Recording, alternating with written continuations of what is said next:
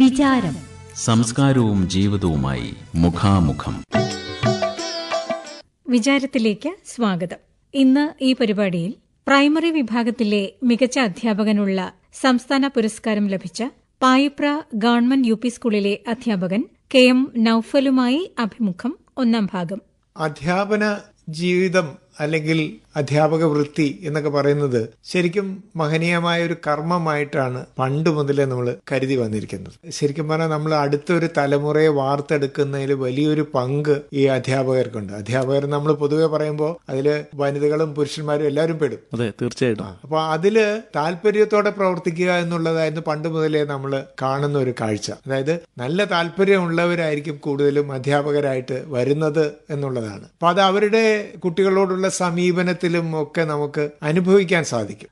മറ്റൊരു ജോലിയും കിട്ടാതെ വരുമ്പോൾ ഈ ഒരു ജോലിയിലേക്ക് പ്രവേശിക്കുക എന്നുള്ളതൊക്കെ പിന്നീട് വന്ന കുറച്ച് കാര്യങ്ങളാണ്. അതായത് നമുക്ക് വേറെ ജോലിയൊക്കെ നമ്മൾ ആഗ്രഹിക്കും, പക്ഷെ അത് കിട്ടിയില്ലെങ്കിൽ എന്നാ ഒരു അധ്യാപകനായേക്കാം എന്ന് ചിന്തിക്കുന്നവരും കുറെ പേരുണ്ട്. അപ്പൊ ഏതായാലും ഇത് മഹത്തായ ഒരു പ്രവൃത്തിയാണ് എന്നുള്ളതിൽ ഒരു സംശയവുമില്ല. അപ്പോൾ അതില് കുഞ്ഞു കുട്ടികളെ എങ്ങനെ കൈകാര്യം ചെയ്യും, അതാണ് ഏറ്റവും പ്രധാനപ്പെട്ടതും ബുദ്ധിമുട്ടുകളേറിയതുമായ ഒരു കാര്യം. ഇന്ന് നമുക്കറിയാം, കാലം മാറി വന്നതോടുകൂടി ഈ കൊച്ചു കുട്ടികളെ അതിനെ എങ്ങനെ അവർ പഠനത്തെ സമീപിക്കും, എങ്ങനെ അവർ പുതിയ കാര്യങ്ങൾ മനസ്സിലാക്കും എന്നുള്ളതിനെ കുറിച്ചൊക്കെ ഒരു ആകാംക്ഷയും അധ്യാപകർക്കും ഉണ്ട്, രക്ഷിതാക്കൾക്കും ഉണ്ട്. അപ്പൊ ആ ഒരു മേഖലയിലാണ് താങ്കൾ ഒരു മികവിന്റെ പര്യായമായിട്ട് വന്നത് എന്നുള്ളതാണ് എനിക്ക് ആദ്യം തന്നെ സൂചിപ്പിക്കാനുള്ളത്. അപ്പോ നൌഫൽ മാഷ് എന്ന വ്യക്തി ശരിക്കും ഒരു അധ്യാപനത്തിൽ ഒരു മാതൃകയാണ് എന്ന് വേണമെങ്കിൽ നമുക്ക് ഇന്ന് പറയാം. അതായത് മികച്ച അധ്യാപകനുള്ള സംസ്ഥാന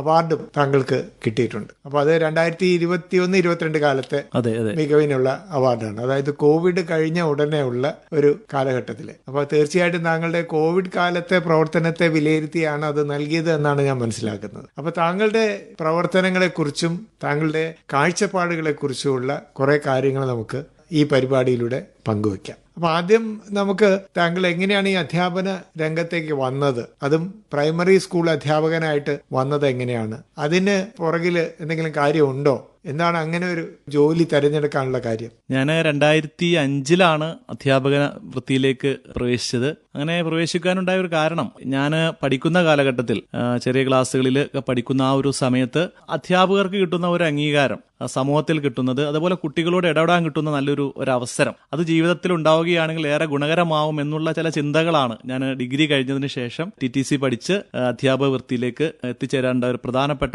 ഒരു കാരണം. മറ്റൊന്ന്, ഞാനിങ്ങനെ പഠിച്ച് 10ാം ക്ലാസ്സും അതുപോലെ +2 ഒക്കെ കഴിഞ്ഞ് ഡിഗ്രി ഒക്കെ കഴിയുന്ന സമയത്ത് എൻ്റെ ഗുരുനാഥന്മാർ, അപ്പൊ അവരോട് നമ്മൾ ഒന്ന് രണ്ട് ചില ആളുകൾ നമ്മളെ സ്വാധീനിച്ച ചില അധ്യാപക സുഹൃത്തുക്കളുണ്ട്. അപ്പൊ അവരുമായിട്ടൊക്കെ എപ്പോഴും നമ്മളിങ്ങനെ സംസാരിക്കുമ്പോഴും ഒക്കെ അവരെനിക്ക് തരുന്ന ഉപദേശമുണ്ട്, ഒരു അധ്യാപകനാവുകയാണെങ്കിൽ, നൌഫൽ എന്ന് പറയുന്ന വ്യക്തി ഒരു അധ്യാപകനാവുകയാണെങ്കിൽ അത് സമൂഹത്തിനേറെ ഗുണകരമാവും, അതേപോലെ തന്നെ കുട്ടികളെ താങ്കൾക്ക് സ്നേഹിക്കുവാൻ കഴിയും. അങ്ങനെയുള്ള ഒരു താല്പര്യത്തിന്റെ പുറത്താണ്, അതും ചെറിയ കുട്ടികൾ, നമുക്കറിയാം മുതിർന്ന കുട്ടികളെക്കാൾ കൊച്ചു കുട്ടികൾ, ഈ LP ക്ലാസ്സുകളിൽ 1, 2, 3, 4, 5, 6, 7 ക്ലാസ്സുകളിൽ പഠിക്കുന്ന കുട്ടികളുടെ ഒരു സ്നേഹം അനുഭവിച്ചറിയുക എന്നുള്ളത് എനിക്ക് ഏറെ സന്തോഷമുള്ള കാര്യമാണ്. അതുകൊണ്ട് കൂടി തന്നെയാണ് ഈ അധ്യാപക വൃത്തി തെരഞ്ഞെടുത്തത്. വീട്ടിലാരെങ്കിലും നേരത്തെ അധ്യാപകരായിട്ടുണ്ടായിരുന്നോ? വീട്ടിൽ എന്റെ ഫാദർ മാത്രം, അവരൊക്കെ കൃഷി പണിക്കാരാണ്. എന്റെ കുടുംബത്തിൽ അധ്യാപക വൃത്തിയുള്ള ആരും തന്നെ ഇല്ല.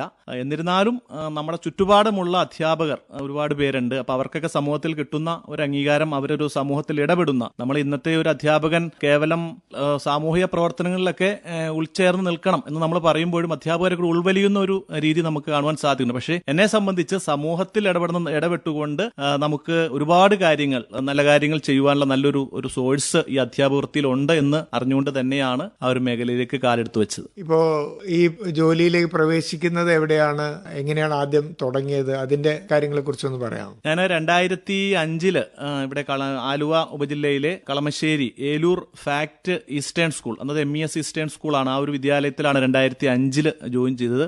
ഒരു പ്രത്യേകത അവിടെ പറയാനുള്ളത്, ഞാൻ അന്ന് ജോയിൻ ചെയ്ത് 1ാം ക്ലാസ്സിൽ അധ്യാപകനായിട്ടാണ്. അതുകൊണ്ട് ഒരു 8-10 വർഷക്കാലം 1ാം ക്ലാസ്സിൽ അധ്യാപകനായിട്ടുണ്ടായിരുന്നു. ഈ കോവിഡിന്റെ സമയത്ത് ഞാൻ വിക്ടേഴ്സ് ചാനലിൽ 1ാം ക്ലാസ്സിലെ കുട്ടികൾക്ക് വേണ്ടി ക്ലാസ് എടുക്കുവാൻ അവസരം ലഭിച്ചു. അപ്പൊ അങ്ങനെ ഒരു ചെറിയ കുട്ടികളോടുള്ള ഒരു വാത്സല്യവും കരുതലും, ഇപ്പൊ ഞാൻ ഇപ്പോഴാണെങ്കിലും ക്ലാസ് മുറിയിൽ കുട്ടികളോട് ഇങ്ങനെ വെറുതെ ഇങ്ങനെ അവരുടെ വിശേഷങ്ങൾ ചോദിക്കാൻ, ചെറിയ കുട്ടികൾ, അവർ നല്ല രസമാണ്, നമ്മളത് ആസ്വദിച്ച് ഇപ്പോഴും ക്ലാസ് മുറിയിൽ ഇരുന്ന് കുട്ടികളോട് വിശേഷങ്ങൾ ചോദിച്ചുകൊണ്ട് എനിക്ക് വലിയൊരു ഇഷ്ടമുള്ള കാര്യമാണ്. അപ്പൊ അങ്ങനെ 2005 ഏലൂര് സ്കൂളിൽ ജോയിൻ ചെയ്തത്. 2005 മുതൽ 2015 വരെ അവിടെ അധ്യാപകനായിട്ടുണ്ടായിരുന്നു. അതിനുശേഷം PSc കിട്ടി. മൂവാറ്റുപുഴ വിദ്യാഭ്യാസ ജില്ലയിൽ 1-2 സ്കൂളുകളിൽ വർക്ക് ചെയ്തു. അതിനുശേഷം ഇപ്പോൾ 2018 മുതൽ പായിപ്ര സർക്കാർ UP സ്കൂളിൽ അധ്യാപകനായിട്ടാണ് ജോലി ചെയ്തുകൊണ്ടിരിക്കുന്നത്. കൊച്ചുകുട്ടികളുടെ കാര്യം പറയുമ്പോൾ നമ്മൾ തുടക്കത്തിലേ പറഞ്ഞ പോലെ അവരെ രൂപപ്പെടുത്തിയെടുക്കാൻ കുറച്ച് ബുദ്ധിമുട്ടുള്ള കാര്യമാണ്. അപ്പോൾ താങ്കൾ പറഞ്ഞ കുട്ടികളുടെ വിശേഷങ്ങൾ ചോദിച്ച് മനസ്സിലാക്കി, അതായത് അവരിൽ ഒരാളായി മാറുന്ന ഒരു സമീപനമാണ് അവിടെ സ്വീകരിച്ചത്. അതെ അതെ, തീർച്ചയായിട്ടും. അപ്പൊ ഈ കുട്ടികളോട് വിശേഷങ്ങൾ പങ്കുവെച്ച്, നമുക്കറിയാം ഇന്നത്തെ ഒരു പാഠ്യപദ്ധതി സമീപനം എന്ന് പറയുന്നത് ഒരു പ്രവർത്തനാധിഷ്ഠിത ക്ലാസ് മുറിയാണ്. കേവലം അധ്യാപകൻ അറിവ് പകർന്നു കൊടുക്കലല്ല, അറിവിന്റെ നിർമ്മാണമാണ് നടക്കുന്നത്. അവിടെ ടീച്ചറും കുട്ടിയും ചേർന്നാണ് അറിവ് നിർമ്മാണം നടത്തുന്നത്. അപ്പൊ അതുകൊണ്ട് തന്നെ കുട്ടികളുടെ ഒരുപാട് വിശേഷങ്ങൾ പങ്കുവെച്ച് അവർക്ക് ചില ചെറിയ കുട്ടികളായ ഒരു ശിശു സൗഹൃദ സമീപനത്തിലൂടെ ഇപ്പൊ ഭാഷാപരമായ പ്രവർത്തനങ്ങളായാലും, ഇപ്പോൾ ഭാഷ, അതുപോലെ ഇംഗ്ലീഷ്, മലയാളം, അതേപോലെ സയൻസ് വിഷയങ്ങളൊക്കെ ആയാലും നമ്മൾ കൊടുക്കുന്ന ചില തന്ത്രങ്ങൾ, അതല്ലെങ്കിൽ ചില നുറുങ്ങുകൾ, അത് കുട്ടികളെ പഠന പ്രവർത്തനങ്ങളായി കുട്ടികൾ ഏറ്റെടുത്ത് വളരെ മികച്ച രീതിയിൽ കുട്ടികളിൽ നിന്ന് വിശേഷങ്ങളും അതേപോലെ തന്നെ അവരുടെ ഒരു എഴുത്ത്, വായന, സർഗാത്മക രചനകളൊക്കെ ഉണ്ടാക്കുന്ന രീതിയിലാണ് പുതിയൊരു പാഠ്യപദ്ധതി രൂപകൽപ്പന ചെയ്തിട്ടുള്ളത്. അപ്പൊ അതുകൊണ്ട് തന്നെ കുട്ടികൾക്ക് അത്തരം ചില അവസരങ്ങൾ ക്ലാസ് മുറിയിൽ ഒരുക്കിക്കൊണ്ടാണ് അധ്യയനം അല്ലെങ്കിൽ അധ്യാപനം നടത്തി വരുന്നത്. അപ്പോൾ ഈ കൊച്ചുകുട്ടികൾ എന്ന് പറയുമ്പോൾ നേരത്തെ നമ്മൾ പറഞ്ഞ പോലെ ഇന്ന് പണ്ടത്തെ കുട്ടികൾ, ഇപ്പൊ താങ്കൾ 2005-2006 തുടങ്ങിയ ആ ഒരു സമീപനമല്ല ഇന്ന് നമ്മൾ കൊച്ചുകുട്ടികൾ നമ്മൾ മൊബൈൽ ഫോൺ ആണ് അവർ ആദ്യം കാണുന്ന ഒരു വസ്തു. ശരിക്കും അത് കൈകാര്യം ചെയ്തുകൊണ്ടാണ് കുട്ടികൾ ഇന്ന് വളരുന്നത് തന്നെ. അപ്പോൾ ഏത് ചെറിയ കുട്ടിയുടെയും കളിപ്പാട്ടം ചിലപ്പോൾ മൊബൈൽ ഫോൺ ആയിരിക്കും. അതെ അതെ. അപ്പോ അത് മുതൽ തുടങ്ങുന്ന കുട്ടിയാണ് ഇന്ന് ചിലപ്പോ 1ാം ക്ലാസ്സിൽ വന്നിരിക്കുന്നത്. അപ്പൊ ഞാൻ ചോദിക്കാൻ ഉദ്ദേശിക്കുന്നതാണ്, താങ്കൾ തുടങ്ങിയ സമയത്തുള്ള കുട്ടികളുടെ ഒരു മനസ്ഥിതിയും കുട്ടികളുടെ പഠനത്തോടുള്ള സമീപനവും അത് ഇപ്പോഴത്തെ കാലത്ത്, അതായത് 2024 നമ്മൾ എത്തി നിൽക്കുമ്പോൾ എങ്ങനെയാണ് അതിന്റെ ഒരു സമീപനം കണ്ടിട്ട് ഒരു മാറ്റം എങ്ങനെയാണ് ഉൾക്കൊള്ളാൻ സാധിക്കുക? 2005 ഇപ്പൊ എന്റെയൊക്കെ കയ്യിൽ അന്നൊരു ചെറിയൊരു ഫോണാണുള്ളത്. അതിൽ തിന്നുള്ള ഒരു മൊബൈൽ ഫോണിന്റെ അത്രയും സംവിധാനങ്ങൾ വരെയില്ല. അപ്പൊ അന്ന് വരുന്ന കുട്ടി എന്ന് പറഞ്ഞ് മൊബൈൽ ഫോണും അല്ലെങ്കിൽ ഇപ്പൊ നമ്മൾ ക്ലാസ് മുറിയിൽ നമ്മൾ ലാപ്ടോപ്പ് അല്ലെങ്കിൽ കമ്പ്യൂട്ടറൊക്കെ പഠിപ്പിക്കുന്നുണ്ട്. അപ്പൊ അന്നൊക്കെ കുട്ടികൾക്ക് ഇത് വലിയ അത്ഭുതത്തോടെയാണ്. കുട്ടികൾ ഇങ്ങനെ മത്സരിക്കും ഇതിന്റെ മൗസിലൊന്ന് കൈവയ്ക്കാൻ വേണ്ടി. അപ്പൊ അന്ന് വളരെ അത്ഭുതമായിട്ട് കണ്ടിരുന്ന ഈ ഇത്തരം ചില പഠന രീതികൾ അപ്പൊ ഇന്നത്തെ കുട്ടിയെ സംബന്ധിച്ച് അന്നത്തേക്കാൾ ഏറെ ഇന്ന് കുട്ടികൾ ഇപ്പോൾ മൊബൈൽ ഫോണിന്റെ ഒരു അധ്യാപകനെ, ഞാൻ മനസ്സിലാക്കുന്നത് ഒരു അധ്യാപകന് അറിയാവുന്നതേക്കാൾ കൂടുതൽ ചില ടെക്നിക്കുകൾ ഈ മൊബൈൽ ഫോൺ ഉപയോഗിച്ച് കുട്ടികൾ ചെയ്യുന്നുണ്ട്. അതുകൊണ്ട് ചില കാര്യങ്ങൾ ഇപ്പോൾ ഞങ്ങളൊക്കെ അധ്യാപനത്തിൽ ഈ ICT സാധ്യത കൂടുതലായിട്ട് പ്രയോജനപ്പെടുന്ന ഒരു സമയമാണ്. അപ്പൊ അതുകൊണ്ട് തന്നെ ഈ മൊബൈൽ ഫോണിന്റെ ഒരു അമിതമായ ഉപയോഗം കുട്ടികൾ അങ്ങനെ പരാതികളൊക്കെ ഉണ്ടെങ്കിൽ തന്നെയും നമ്മൾ ഈ ലാപ്ടോപ്പൊക്കെ ഉപയോഗിച്ചുകൊണ്ട് കുട്ടികൾക്ക് സ്വയം പ്രവർത്തനങ്ങൾ ചെയ്യുന്നതിന് വേണ്ടി ഇപ്പൊ കളിപ്പട്ടി എന്ന് പറഞ്ഞൊരു പുസ്തകം തന്നെ ചെറിയ ക്ലാസ്സുകളിലൊക്കെ ഉണ്ട്. അപ്പൊ അത് തന്നെ കുട്ടികൾ വളരെ ആകാംക്ഷയോടെയാണ്, കുട്ടികൾ വളരെ ഫാസ്റ്റ് ആയിട്ടാണ് പ്രവർത്തനങ്ങൾ ചെയ്യുന്നത് തന്നെ. അതുപോലെ എഴുത്ത് വായനക്കൊക്കെ വേണ്ടിയും നമ്മൾ ഇത്തരം ചില ICT സാങ്കേതിക വിദ്യകളൊക്കെ ഉപയോഗിക്കുന്നുണ്ട് ക്ലാസ് മുറികൾ. അപ്പൊ പണ്ടത്തെ കുട്ടിയെ അപേക്ഷിച്ച് ഇന്നത്തെ കുട്ടി ഒരുപാട് ഫാർ ബെറ്റർ ആണ്. ഇന്നത്തെ കുട്ടിയുടെ ഈ പറയുന്ന ഈ ടെക്നോളജിക്കൽ ആയിട്ടുള്ള ആ ഒരു കഴിവ് വളരെയധികം ഉണ്ട് എന്നാണ് മനസ്സിലാക്കാൻ സാധിക്കുന്നത്. സാങ്കേതിക തികവ് കൂടിയിട്ടുണ്ട്. അതിൽ പഠനത്തോടൊരു സമീപനം മാറ്റം വന്നിട്ടുണ്ടോ? അല്ല, പഠനത്തിൽ അധ്യാപകർക്ക് ചില കാര്യങ്ങൾ കുട്ടികളിൽ ഉറപ്പിക്കുന്നതിന് വളരെ എളുപ്പത്തിൽ ഇത് സാധിക്കുന്നുണ്ട് എന്നുള്ളതാണ്. നമ്മളിപ്പോ മൊബൈൽ ഫോണൊക്കെ കുട്ടി അമിതമായിട്ട് ഉപയോഗിച്ച് കഴിഞ്ഞാൽ അങ്ങനെ പ്രശ്നങ്ങളൊക്കെ പറയുമെങ്കിലും, പക്ഷേ നമ്മൾ ഈ ഇത്തരം ചില ടെക്നോളജികൾ ക്ലാസ് മുറിയിൽ അധ്യാപകന് ഉപയോഗിക്കാൻ, അധ്യാപകന്റെ ടീച്ചിങ് മാനുവൽ ഉൾപ്പെടെ അല്ലെങ്കിൽ വർക്ക്ഷീറ്റുകൾ ഉണ്ടാക്കാൻ, അതുപോലെ പല വായനാ സാമഗ്രികൾ ഉണ്ടാക്കാൻ, അതുപോലെ തന്നെ വീഡിയോ ചിത്രങ്ങളൊക്കെ ഉപയോഗിച്ചുകൊണ്ടാണ് ഇപ്പോൾ ക്ലാസ് മുറിയിൽ അധ്യാപനം നടത്തുന്നത്. അപ്പൊ അത്തരം കാര്യങ്ങളൊക്കെ വളരെ ഫാസ്റ്റ് ആയിട്ട് തന്നെ ക്ലാസ് മുറിയിൽ ഉപയോഗിക്കാൻ കഴിയുന്നതുകൊണ്ട് കുട്ടിക്കും അതിന്റെ പ്രയോജനം കിട്ടുന്നു എന്നുള്ളതാണ്. അപ്പൊ കുറച്ചും കൂടെ സാങ്കേതികത നമ്മൾ പഠനത്തിലും കൂടെ കൊണ്ടുവന്നിട്ട് അത് കുറച്ചും കൂടെ മെച്ചപ്പെട്ട രീതിയിൽ കുട്ടികളിലേക്ക് എത്തിക്കുക എന്നുള്ള ഒരു സമീപനം കൂടി ഉണ്ട് എന്ന് വേണമെങ്കിൽ നമുക്ക് പറയാം. തീർച്ചയായിട്ടും. ഇപ്പൊ AI ഒരു സാധ്യതയൊക്കെ ഇപ്പൊ ഞങ്ങൾ അധ്യാപകരൊക്കെ ഉപയോഗിച്ചു തുടങ്ങി. AI ഉപയോഗിച്ചുകൊണ്ട് കൂടുതൽ സാധ്യതകൾ. അപ്പോ വേറൊരു കാര്യം ചോദിക്കാനുണ്ട്. ഇപ്പൊ താങ്കളുടെ കുട്ടികളോടുള്ള സമീപനം എന്ന് പറഞ്ഞാൽ താങ്കൾക്ക് കൊച്ചുകുട്ടികളെ വളരെ ഇഷ്ടമാണ്. അവരെ 1ാം ക്ലാസ് മുതലേ പഠിപ്പിച്ച് ശീലിച്ചുകൊണ്ട് അതിനെ കൂടുതൽ ഇഷ്ടപ്പെടുന്നു. അപ്പൊ താങ്കളുടെ വിഷയം ഏതായിരുന്നു? ഞാൻ ഡിഗ്രി എക്കണോമിക്സ് ആണ് പഠിച്ചത്. പക്ഷെ മലയാളവും മാത്തമാറ്റിക്സ് ആണ് എനിക്ക് ഏറെ ഇഷ്ടമുള്ള വിഷയങ്ങൾ. ഞാനിപ്പോ ഈ അവധി ദിവസങ്ങളിലൊക്കെ ശനി ഞായറിലൊക്കെ അധ്യാപകർക്ക് വേണ്ടിയും അതുപോലെ കുട്ടികൾക്ക് വേണ്ടിയും ക്ലാസ്സുകൾ എടുക്കുന്നുണ്ട്. നമ്മൾ സ്വന്തമായിട്ട് ഉണ്ടാക്കിയ ചില മൊഡ്യൂളുകളൊക്കെ ഉണ്ട്. അപ്പൊ അതൊക്കെ നമ്മൾ വളരെ രസകരമായി കുട്ടികളിൽ എത്തിക്കുന്നതിന് വേണ്ടിയുള്ള പ്രയത്നങ്ങളാണ്. അപ്പൊ അതുകൊണ്ട് ഞാൻ ഈ മലയാളവും മാത്തമാറ്റിക്സിലും ആണ് കുറച്ചുകൂടി താല്പര്യപൂർവ്വം ഇടപെടുന്നത്. മലയാളത്തിലാണെങ്കിൽ ഇപ്പോൾ ഈ കുട്ടികളുടെ എഴുത്ത്, വായന, സർഗാത്മക രചനകൾ പരിപോഷിപ്പിക്കുന്നതിന് വേണ്ടി ചിത്രക്കാർഡുകൾ, വായനാ കാർഡുകൾ, അതേപോലെ വീഡിയോ ചിത്രങ്ങൾ, സ്റ്റിക്കർ കാർഡുകളൊക്കെ ഉപയോഗിച്ചുകൊണ്ട് മലയാളം വളരെ എളുപ്പത്തിൽ, മലയാളം ഇംഗ്ലീഷ് വിഷയങ്ങളൊക്കെ വളരെ എളുപ്പത്തിൽ കുട്ടികൾക്ക് സ്വായത്തമാക്കുന്നതിനുള്ള മൊഡ്യൂളുകൾ തയ്യാറാക്കി ഞങ്ങൾ ടീച്ചേഴ്സ് ക്ലബ് എന്ന് പറയുന്ന ഒരു കൂട്ടായ്മയുണ്ട്. അതിന്റെ ഭാഗമായിട്ട് ഇത്ര മൊഡ്യൂളുകൾ വിനിമയം ചെയ്യുന്നുണ്ട്. അത് മൂവാറ്റുപുഴയുള്ളതാണോ? ഞങ്ങൾ കോലഞ്ചേരി കേന്ദ്രീകരിച്ചുകൊണ്ടാണ് ഈ ടീച്ചേഴ്സ് ക്ലബ് ഉള്ളത്. കുറച്ച് അധ്യാപകരുടെ ഒരു കൂട്ടായ്മയാണ്. ഞാൻ അതിന്റെ അക്കാഡമിക് കോർഡിനേറ്റർ ആണ്. ഔദ്യോഗികമായിട്ടുള്ളതാണോ അതോ? അല്ല, ഞങ്ങളൊരു കൂട്ടായ്മയാണ്, അധ്യാപക കൂട്ടായ്മയുടെ ഭാഗമായിട്ടുള്ളതാണ്. അപ്പൊ ഈ കൂട്ടായ്മയുടെ നേതൃത്വത്തിൽ വിവിധ പരിപാടികൾ എല്ലാ ദിവസവും പത്ര ക്വിസ് ഞങ്ങൾ എല്ലാ ദിവസവും രാവിലെ പത്ര ക്വിസ്, വാർത്തകളെ അടിസ്ഥാനമാക്കി ക്വിസ്, അതേപോലെ തന്നെ വായനാ സാമഗ്രികൾ എല്ലാ ദിവസവും അധ്യാപകർക്ക് ഇപ്പൊ 150 അധ്യയന ദിവസം 150 വായനാ സാമഗ്രി അതെങ്ങനെയാണ് പ്രോസസ് ചെയ്യേണ്ടത്, ഇതെല്ലാ ദിവസവും ഒരു 10-20 ഗ്രൂപ്പുകളുണ്ട്. ഒരു 10-20,000 അധ്യാപകരിൽ ഇതിന്റെ ഒരു സന്ദേശം എത്തുന്നുണ്ട്. അങ്ങനെ വായനാ സാമഗ്രി നിർമ്മാണം, അതേപോലെ തന്നെ മൊഡ്യൂളുകളുടെ ഇത്, അതുപോലെ തന്നെ ഈ വിദ്യാലയങ്ങളിലൊക്കെ ഇത്തരം ചില മൊഡ്യൂളുകൾ വിനിമയം ചെയ്ത് ക്ലാസ് എടുക്കാനൊക്കെ ആയിട്ട് പോകുന്നുണ്ട്. അപ്പൊ അതെല്ലാം ഈ ഒരു ഇതിന്റെ ഭാഗമായിട്ടാണ് കുട്ടികളിൽ ഈ പറയുന്ന എഴുത്ത്, വായന, സർഗാത്മക രചനകൾ വളർത്തുന്നതിന് വേണ്ടിയുള്ള ഒരു പരിപാടിയാണത്. അതുപോലെ മാത്തമാറ്റിക്സിലാണെങ്കിലും ഈ കമ്പുകെട്ടുകൾ, കൊള്ളികൾ ഉപയോഗിച്ചുകൊണ്ട് ഗുണനം, ഹരണം, അതേപോലെ സങ്കലനമൊക്കെ വളരെ വേഗത്തിൽ കുട്ടികളെ പഠിപ്പിക്കാൻ കമ്പൊക്കെ ഉപയോഗിച്ച് നമ്മൾ ചെയ്യുന്ന ഒരു കാര്യമായിരുന്നു.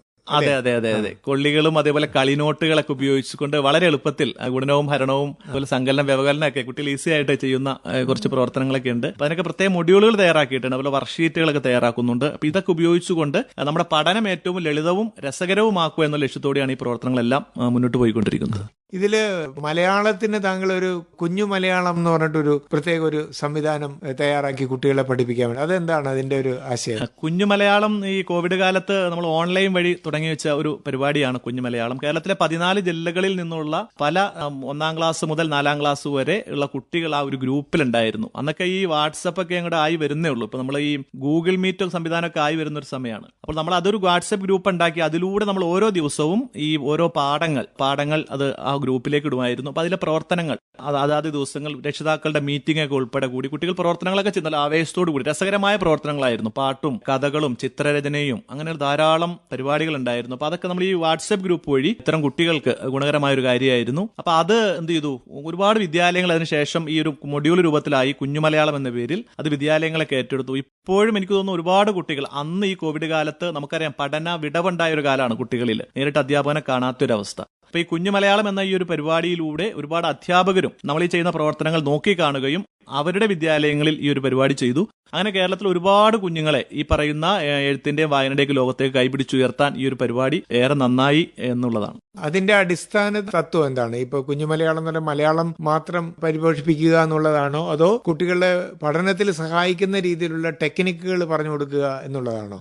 അത് കുട്ടികളിലെ എഴുത്ത് വായന, എഴുത്ത് വായന. അതിപ്പോ നമ്മൾ അതിനുവേണ്ടി ചിത്രക്കാർഡുകൾ, ഒരുപാട് ചിത്രങ്ങൾ ഉണ്ടായിരുന്നു. ചിത്രക്കാർഡുകൾ ഉപയോഗിച്ചുകൊണ്ട് കുട്ടികളോട് ചോദ്യങ്ങൾ ചോദിച്ചുകൊണ്ട് ചിത്രം വരച്ചുകൊണ്ട് അത്തരം രക്ഷിതാവിന് വീട്ടിലിരുന്നുകൊണ്ട് തന്നെ കുട്ടിയോട് ചോദ്യങ്ങൾ ചോദിക്കാം. നമ്മൾ ഈ പറയുന്ന ചോദ്യങ്ങളുടെ മൊഡ്യൂളൊക്കെ അയച്ചു കഴിയുമ്പോൾ ഒരു ചിത്രം കണ്ടുകൊണ്ട് ചിത്രത്തിൽ ആരൊക്കെയുണ്ട്, എന്തൊക്കെയുണ്ട്, അവരെന്തൊക്കെയാണ് ചെയ്യുന്നത്, അതുപോലെ ചിത്രം കണ്ട ചിത്രത്തിലെ കഥാപാത്രങ്ങൾ നമുക്ക് സ്വതന്ത്ര ചിന്തയെ പരിപോഷിപ്പിക്കുന്നതിന് വേണ്ടിയുള്ള ചോദ്യങ്ങൾ, അങ്ങനെ പലതരത്തിലുള്ള ചോദ്യങ്ങൾ ചോദിച്ചുകൊണ്ടാണ് അതിന്റെ ഒരു പ്രവർത്തനം മുന്നോട്ട് പോയത്. അതുപോലെ ചിത്രക്കാർഡുകൾ, വായനാ കാർഡുകൾ, വീഡിയോ ചിത്രങ്ങൾ, നമ്മൾ ചില കാർട്ടൂണുകൾ വീഡിയോ ഒക്കെ ഇട്ട് കൊടുക്കുമ്പോൾ അപ്പോൾ ആ വീഡിയോ അടിസ്ഥാനമാക്കി കുട്ടി എന്ത് ചെയ്യുന്നു, സംഭവങ്ങൾ പറയുന്നു, എഴുതുന്നു, വായിക്കുന്നു. അതിന്റെ തുടർ പ്രവർത്തനം എന്നോണം വ്യവഹാര രൂപങ്ങളിലേക്ക്, നമുക്കറിയാം പ്രൈമറി ക്ലാസ്സുകളിലൊക്കെ ഇപ്പോൾ 4ാം ക്ലാസ് കഴിയുന്ന കുട്ടി ഒരു 10-35ഓളം ഭാഷാ വ്യവഹാര രൂപങ്ങൾ പഠിക്കുന്നുണ്ട്. അപ്പൊ നമ്മൾ ഈ ഒരു വീഡിയോയിലൂടെയൊക്കെ കുട്ടികൾക്ക് താല്പര്യമാണ് വീഡിയോ കാണാനും അത് കണ്ട് പറയുവാനും എഴുതുവാനും ഒക്കെ. അപ്പൊ അതുകൊണ്ട് തന്നെ നമ്മൾ ഈ ഇതിന്റെ തുടർ പ്രവർത്തനം എന്നോണം ഈ വ്യവഹാര രൂപങ്ങളിൽ കൂടി നമുക്ക് കടക്കുവാൻ സാധിച്ചിട്ടുണ്ട് ഭാഷയിൽ. അപ്പൊ അതുകൊണ്ട് തന്നെ കുട്ടികൾക്ക് ഒരു അധ്യാപകൻ ഇല്ലാതെ തന്നെ വീട്ടിലിരുന്നുകൊണ്ട് രക്ഷിതാവിന്റെ സഹായത്തോടെയൊക്കെ ഇത്തരം ഭാഷാ വ്യവഹാര രൂപങ്ങളുടെ വികാസത്തിന് നമ്മുടെ ഈ കുഞ്ഞു മലയാളം പരിപാടി ഗുണകരമായി എന്നുള്ളതാണ്. അപ്പൊ അത് മലയാള ഭാഷയ്ക്കൊക്കെ വലിയൊരു മുതൽക്കൂട്ടാണെന്ന് വേണമെങ്കിൽ പറയാം. തീർച്ചയായിട്ടും. ഇന്ന് കുട്ടികള് ഇംഗ്ലീഷ് ഭാഷ കൂടുതൽ പഠിക്കണം എന്നൊക്കെ ആഗ്രഹിക്കുന്നവരുടെ ഇടയിൽ പ്രത്യേകിച്ചും മലയാള ഭാഷ അവരിലേക്ക് ചെല്ലുമ്പോൾ അവരിൽ വായന വളർത്താനും അങ്ങനെയുള്ള കാര്യങ്ങൾക്കും ഇത് ഉതകും എന്നുള്ളത് താങ്കൾക്ക് അനുഭവമായിട്ടുണ്ടോ? തീർച്ചയായിട്ടും തീർച്ചയായിട്ടും. ഇനി ഇതില് കുറച്ചും കൂടെ മുന്നോട്ട് പോയി കഴിഞ്ഞാൽ താങ്കള് പിന്നീട് വീണ്ടും പല കാര്യങ്ങളും കൂടെ ഈ പഠനത്തിന്റെ സഹായത്തിന് വേണ്ടി ചെയ്തിട്ടുണ്ടെന്നാണ് മനസ്സിലാക്കുന്നത്. അത്തരം പ്രവർത്തനങ്ങളെ കുറിച്ചൊന്ന് പറയാം. പഠനത്തിന്റെ ഇതിനു വേണ്ടി ചില മൊഡ്യൂളുകളാണ്. ഇപ്പൊ ഈ തെളിച്ചം എന്ന പേരിലൊരു മൊഡ്യൂള് നമ്മൾ ചിത്രക്കാർഡുകളും വായനാ കാർഡുകളും ഉപയോഗിച്ചുകൊണ്ടുള്ള ഒരു തെളിച്ചം എന്നൊരു മൊഡ്യൂള് തയ്യാറാക്കിയിട്ടുണ്ട്. അത് ഈ ഭാഷയുടെ കാര്യത്തിന് വേണ്ടിയാണ്. പിന്നെ 1, 2, 3 എന്നുള്ളൊരു മൊഡ്യൂൾ ഇപ്പോൾ അധ്യാപകർക്ക് ഗ്രൂപ്പിലൂടെ നമ്മൾ വിനിമയം കണക്കിനെ കുറിച്ചാണോ? ഇല്ല, അത് ഭാഷയുടെ തന്നെയാണ്. അപ്പൊ ഇത്തരം ചില വായനാ കാർഡുകൾ പാഠാനുബന്ധ വായനാക്കാർഡുകൾ. നമുക്കറിയാം ഈ അധ്യയന വർഷം പുതിയ പാഠപുസ്തകങ്ങളാണ്. നമുക്കറിയാം 1, 3, 5, 7, 9 ക്ലാസ്സുകളിലൊക്കെ. അപ്പൊ നമുക്ക് ഈ പാഠപുസ്തകം അധ്യാപകരിൽ എത്തിക്കഴിഞ്ഞപ്പോൾ അത് അധ്യാപകരുടെ കയ്യിൽ ഒരു 13 വർഷം ഉണ്ടായിരുന്ന ഒരു പുസ്തകമാണ് ഒറ്റയടിക്ക് മാറിയത്. അപ്പൊ അതിനെക്കുറിച്ച് ലളിതമാക്കുന്നതിന് വേണ്ടിയുള്ള വായനാ സാമഗ്രികൾ, അതുപോലെ കുറച്ച് പാട്ടുകൾ, പാഠാനുബന്ധ പാട്ടുകൾ, അതുപോലെ വായനാ സാമഗ്രികളൊക്കെ നമ്മൾ അതിന്റെ ഭാഗമായിട്ടുണ്ടാകും. ഈ മാത്തമാറ്റിക്സിലൊക്കെ ആണെങ്കിൽ വർക്ക്ഷീറ്റുകൾ, മാത്തമാറ്റിക്സിലെ ഈ പാഠപുസ്തകത്തിന് അനുബന്ധമായ കുട്ടിക്ക് എളുപ്പമാക്കുന്നതിനുള്ള വർക്ക്ഷീറ്റുകളൊക്കെ തയ്യാറാക്കി ആ രംഗത്തും ഇപ്പോൾ കുറച്ച് കാര്യങ്ങളൊക്കെ ചെയ്തു വരുന്നുണ്ട്. പിന്നെ ചങ്ങാതിക്കൂട്ടം എന്ന് പറഞ്ഞിട്ടൊരു സംവിധാനം താങ്കളൊരു പഠനത്തിന് വേണ്ടി അങ്ങനെ ഒരു കൂട്ടം ഉണ്ടാക്കിയിട്ടുണ്ട് കുട്ടികളുടെ ഗ്രൂപ്പുകൾ ഉണ്ടാക്കി. ഇപ്പൊ അത്തരം ചില ഗ്രൂപ്പുകളിലൂടെ കുട്ടികളുടെ ഈ അന്വേഷണാത്മകത വളർത്തുന്നതിന് വേണ്ടിയുള്ള ഒരു കൂട്ടമാണ് ചങ്ങാതിക്കൂട്ടം എന്ന് പറഞ്ഞ അധ്യാപകർ കുട്ടികളുടെ ഒരു കൂട്ടം ഉണ്ടായിരുന്നു. അപ്പൊ അതിലൂടെ നമ്മൾ ഉദ്ദേശിക്കുന്നത് ഓരോ കുട്ടിയെയും ഈ അവർ പ്രതിഭയുടെ ലോകത്തേക്ക് എത്തിക്കുക. അപ്പൊ അതിനുവേണ്ടി നമ്മൾ ചില അന്വേഷണാത്മക പ്രവർത്തനങ്ങൾ കുട്ടികൾക്ക് കൊടുത്തു. ഉദാഹരണം പറഞ്ഞു കഴിഞ്ഞാൽ ഇപ്പൊ തുമ്പി ഉണ്ടാവുന്നത് എങ്ങനെയാണ്, അല്ലെങ്കിൽ ഉറുമ്പുകളുടെ ലോകം. അപ്പൊ ഉറുമ്പിനെ കുറിച്ച് ഒരു കുട്ടി അന്വേഷിക്കുകയാണ്. ഉറുമ്പ് ഏതൊക്കെ തരത്തിലുള്ള ഉറുമ്പുകൾ, ഉറുമ്പിന്റെ പേരുകൾ എന്തൊക്കെയാണ്, പല നിറത്തിലുള്ള ഉറുമ്പുകൾ, എവിടെയാണ് ഉറുമ്പ് കാണുക, അവിടെ ആഹാരം എന്താണ്, ഉറുമ്പ് ഉറങ്ങുന്നുണ്ടോ. അപ്പൊ ഇങ്ങനെയുള്ള ഒരുപാട് അന്വേഷണങ്ങളിലേക്ക് ചില ജീവികളെ കുറിച്ച്. അപ്പോൾ നമ്മുടെ നാട്ടിലടുത്ത് ചൂടുണ്ടായോ, ശക്തമായ ചൂട്, എങ്ങനെയാണ് ഈ ചൂട് ഇത്ര ശക്തമായിട്ട് കേരളത്തിൽ ആ സമയത്ത് ഒരു ചൂടുണ്ടാവാൻ കാരണം എന്താണ്. അപ്പൊ ഇതിനെക്കുറിച്ചൊക്കെയുള്ള അന്വേഷണാത്മക പഠനങ്ങളിലേക്ക് കുട്ടികളെ കൊണ്ടുവന്നതിന് വേണ്ടി ഒരു ഗ്രൂപ്പ് ക്രിയേറ്റ് ചെയ്തപ്പോൾ ആ ഗ്രൂപ്പിലുള്ള കുട്ടികൾക്ക് നമ്മൾ പ്രത്യേക അധ്യാപകരെ ഓരോരുത്തരെയും കുറച്ച് അധ്യാപകരെ നമ്മൾ വെച്ചുകൊണ്ട് ഗൈഡാക്കി വെച്ചുകൊണ്ട് എന്ത് ചെയ്തു, ഒരു പ്രൊജക്ട് എങ്ങനെ തയ്യാറാക്കാം എന്നതിനെ കുറിച്ചൊരു സംഭവം ചെയ്തിട്ടുണ്ടായിരുന്നു. അപ്പൊ അതിലൂടെ ഇത്തരം ചില അന്വേഷണാത്മക വിഷയങ്ങൾ കൊടുത്തുകൊണ്ട് കുട്ടികളത് പ്രൊജക്ട് തയ്യാറാക്കി നമുക്കത് അയച്ചു തന്നു. അപ്പൊ അത് മികച്ച പ്രകടനം കാഴ്ചവെച്ച കുട്ടികൾക്ക് സമ്മാനം കൊടുക്കുന്ന രീതിയിലേക്കാണ് ആ പ്രവർത്തനങ്ങൾ മുന്നോട്ട് കൊണ്ടുപോകാൻ സാധിച്ചത്. അത് മൂവാറ്റുപുഴ മേഖലയിലും അല്ല, നമ്മുടെ എറണാകുളം ജില്ല ഉൾപ്പെടെ കേരളത്തിൽ ജില്ലയ്ക്ക് പുറത്തുള്ളത്, മൊത്തത്തിൽ ജില്ല എന്ന് മാത്രം കഴിയില്ല. എന്നാൽ ഈ ജില്ലയിലുള്ള കുട്ടികളായിരുന്നു കൂടുതൽ ഉണ്ടായിരുന്നത്. അപ്പൊ അതിന് പുറത്തുള്ള ജില്ലകളിൽ നിന്ന് അധ്യാപകരും കുട്ടികളൊക്കെ അതിനോട് സഹകരിച്ചിരുന്നു. അപ്പൊ ശാസ്ത്ര വിഷയങ്ങളോടുള്ള ഒരു താല്പര്യം കൂടെ കുട്ടികളിൽ എത്തിക്കുന്നതിന് വേണ്ടിയുള്ള ഒരു സാധിക്കുന്നതാണ്. ഇതുകൂടാതെ ഇപ്പൊ താങ്കൾ ഒരുപാട് സ്കൂളുകളിൽ പോയി ക്ലാസ് എടുക്കുക, അധ്യാപകർക്ക് പരിശീലനം കൊടുക്കുന്ന രീതിയിൽ, അല്ലെങ്കിൽ അവർക്കൊരു ഉൾക്കാഴ്ച ഉണ്ടാക്കാൻ കൊടുക്കുന്ന രീതിയിലുള്ള ചില പ്രവർത്തനങ്ങളൊക്കെ നടത്തിയിരുന്നതാണ്. അതെ. ഇത്തരത്തിൽ മറ്റു വിദ്യാലയങ്ങളിൽ ഇപ്പൊ നമ്മൾ ഈ ടീച്ചേഴ്സ് ക്ലബിന്റെ നേതൃത്വത്തിൽ ഉണ്ടാക്കിയിട്ടുള്ള കുറേയേറെ മൊഡ്യൂളുകളൊക്കെ ഉണ്ട്. ഇപ്പൊ എന്റെ മലയാളം എന്ന് പറയുന്ന ഒരു മൊഡ്യൂള്, അതേപോലെ ഇപ്പൊ ഈ തെളിച്ചം 1, 2, 3 ഇങ്ങനെയുള്ള കുറച്ച് മൊഡ്യൂളുകളുണ്ട്. അപ്പൊ ഇത്തരം ചില മൊഡ്യൂളുകൾ ഈ കുട്ടികളിൽ നമ്മുടെ ക്ലാസ് മുറിയിൽ നമുക്കറിയാം പഠനത്തിൽ പിന്നാക്കം നിൽക്കുന്ന കുട്ടികളുണ്ട്. അപ്പൊ ഞങ്ങളിപ്പോ അടുത്ത് ചെയ്ത ഏറ്റവും പ്രധാനപ്പെട്ട ഒരു പദ്ധതി, അത് നമ്മളൊരു പ്രീ ടെസ്റ്റ് ഒക്കെ നടത്തി കുട്ടിയെ കണ്ടെത്തും. അപ്പൊ ഈ കുട്ടികൾക്ക് വേണ്ടി കുട്ടികൾക്ക് അനുയോജ്യമായ പ്രവർത്തനങ്ങൾ ചെയ്തു കൊടുപ്പ് പദ്ധതി ടീച്ചേഴ്സ് ക്ലബിന്റെ നേതൃത്വത്തിൽ ചെയ്തിരുന്നു. അത് ഒരുപാട് വിദ്യാലയങ്ങൾ ഏറ്റെടുത്തിട്ടുണ്ട്. അപ്പൊ അതിന്റെ ട്രൈ ഔട്ട് ക്ലാസ്സുകൾ വിദ്യാലയങ്ങളിലൊക്കെ നമുക്ക് നടത്തുവാൻ സാധിച്ചു. അതുപോലെ മാത്തമാറ്റിക്സിന്റെ ട്രൈ ഔട്ട് ക്ലാസ്സുകൾ, അതുപോലെ സ്കോളർഷിപ്പ് പരീക്ഷകൾ, LSS USS പരീക്ഷകളൊക്കെ നടക്കുന്നുണ്ട്. അപ്പൊ അത്തരം കുട്ടികളെ ഇതിലേക്ക് എത്തിക്കുന്നുണ്ട്. രക്ഷിതാക്കൾക്ക് ബോധവൽക്കരണ ശില്പശാലകൾ, അത്തരം ചില പരിപാടികളൊക്കെ നടക്കുന്നുണ്ട്. അതോടൊപ്പം തന്നെ ഇപ്പൊ ഞങ്ങൾ ഈ അടുത്ത ജനുവരി 4, 5 തീയതികളിൽ ചോക്കുപൊടി അക്കാഡമിക് കോൺഗ്രസ്, സംസ്ഥാനതല അക്കാഡമിക് കോൺഗ്രസ് ആണ്. അത് ടീച്ചേഴ്സ് ക്ലബിന്റെ നേതൃത്വത്തിലാണ് നടത്തുന്നത്.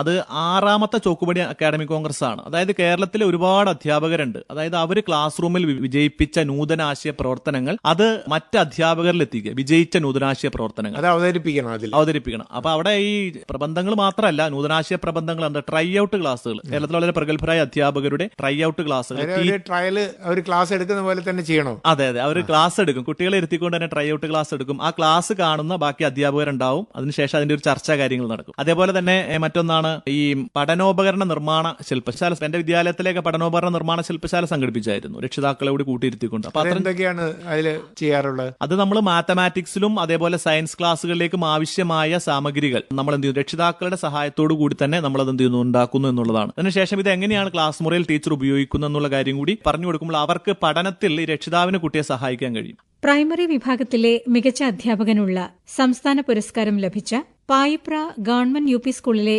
അധ്യാപകൻ KM നൌഫലുമായുള്ള അഭിമുഖത്തിന്റെ 1ാം ഭാഗമാണ് നിങ്ങൾ കേട്ടത്. അവസാന ഭാഗം അടുത്തയാഴ്ച ഇതേ സമയത്ത്.